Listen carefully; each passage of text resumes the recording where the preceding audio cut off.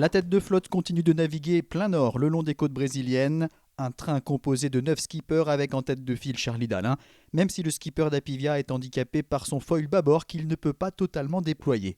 Je suis content de retrouver ce classement, cette position. C'est vrai que après il y a du monde pas loin derrière, mais après on peut pas avoir du beurre et l'argent du beurre. On peut pas revenir sur Yannick et voilà, et à la fois que les autres bateaux restent bloqués derrière. C'est pas mon bord favorable, mais je me bats et je règle, je manœuvre, je fais de la météo je vais tout faire pour garder la tête de flotte. Juste derrière lui, on trouve le surprenant Louis Burton sur Bureau Vallée, le bateau vainqueur il y a 4 ans. 10e et au bord de l'abandon le 20 décembre, il bataille désormais pour la victoire. L'ancien leader Yannick Bestaven est quant à lui pénalisé par sa position plus à l'ouest. Le skipper de Maître Coq mange son pain noir et se projette sur les prochains passages importants. Il y en a un autre passage à niveau, je le vois bien, celui-là aussi, il y a le poteau noir qui repasser assez vite, je pense. Et dans l'Atlantique Nord, là aussi, il y a une bonne petite barrière qui nous attend, je pense. Donc voilà, on va être patient. Hein. J'ai les sables d'Olonne au bout de l'étrave déjà pour commencer. Et puis après, on verra ce qu'il y a au bout, quoi. Mais c'est sûr que la dernière partie va être intéressante. Hein. On est plusieurs bateaux à pouvoir gagner ce Vendée Globe, donc je crois que c'est du jamais vu, quoi. Ce groupe de tête doit rester vigilant dans cette remontée. De nombreux passages de grains viennent régulièrement perturber leur progression. Je ne m'attendais pas vraiment à voir autant de grains, surtout qu'ils soient autant intenses, quoi. Et c'est vrai que c'est d'un seul coup dans un mode un peu poteau noir, quoi. J'essaie de m'accrocher, je fais pas toujours les bons choix, mais bon, on fait tous des erreurs dans la course, donc voilà. En tout cas, j'essaye de continuer à pas perdre ce groupe. Là, je l'ai pas lâché pendant un bout de temps, alors ce serait bien de rester avec eux jusqu'à l'arrivée, quoi.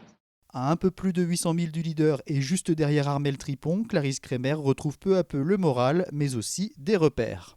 Pour moi, le repère, c'est un peu Salvador de Bahia parce que l'année dernière, j'avais ramené mon bateau de Bahia toute seule là jusqu'à Lorient pour m'entraîner en mode convoyage. Et du coup, j'ai l'impression que j'arrive dans un tronçon que j'ai déjà fait bientôt. Et donc, du coup, ça donne l'impression que c'est bientôt terminé. Après, il peut encore se passer plein de choses. Et plus le temps passe, plus je suis stressée à l'idée d'abandonner. Je sais pas pourquoi, ça devrait être l'inverse. Mais plus le temps passe, plus ça me fait peur d'avoir un souci qui me contraindrait à abandonner.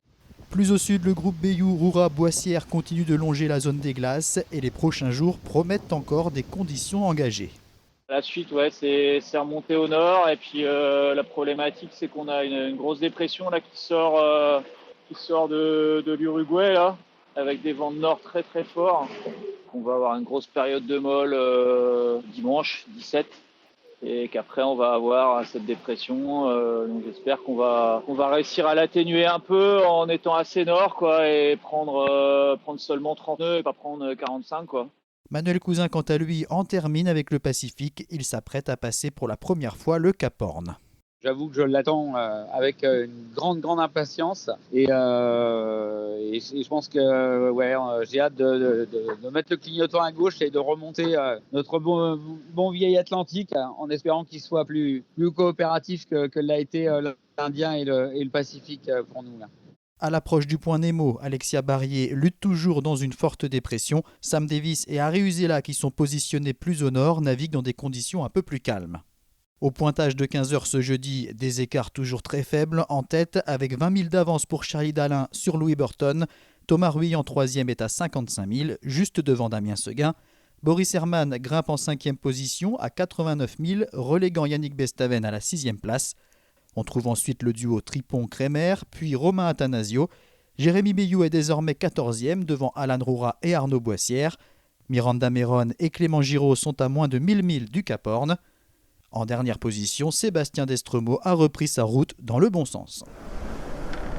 On lâche rien. Je vous embrasse.